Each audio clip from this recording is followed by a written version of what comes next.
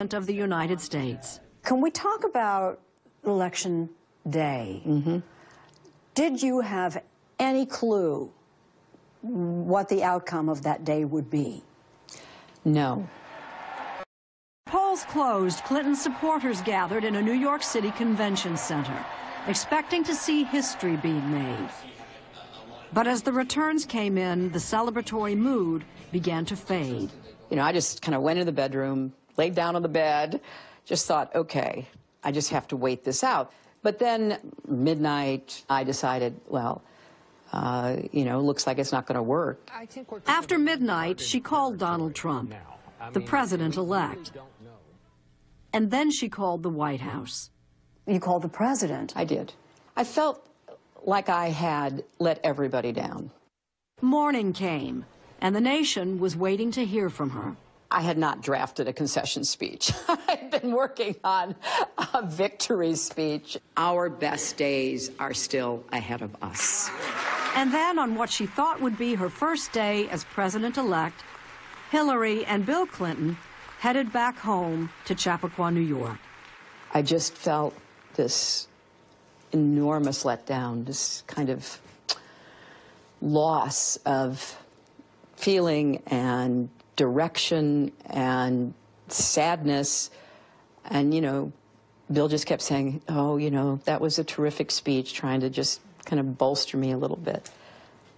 Off I went into a frenzy of closet cleaning and long walks in the woods and playing with my dogs and yoga, alternate nostril breathing, which I highly recommend, trying to calm myself down, and, you know, my share of Chardonnay. It was a very hard transition. I really struggled. I couldn't feel, I couldn't think. I was just gobsmacked, wiped out.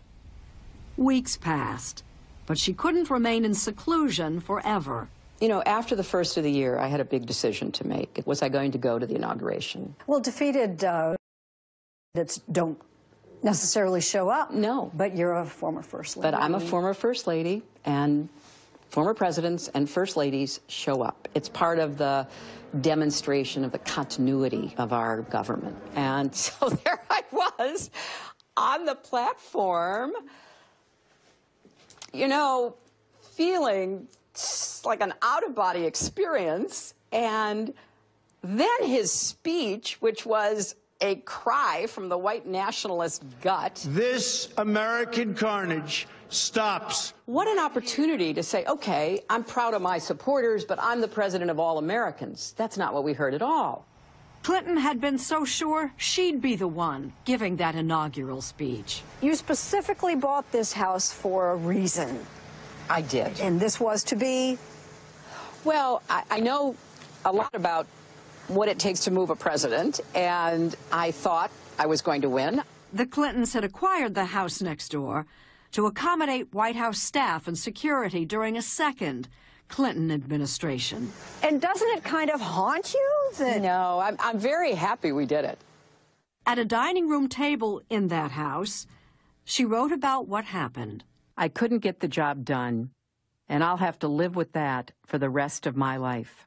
So what did happen? Hillary Clinton was supposed to make history as the first woman president of the United States. I started the campaign knowing that I would have to work extra hard to make women and men feel comfortable with the idea of a woman president. It doesn't fit into the stereotypes we all carry around in our head. And a lot of the sexism and the misogyny was in service of these attitudes like, you know, we really don't want a woman commander-in-chief. I will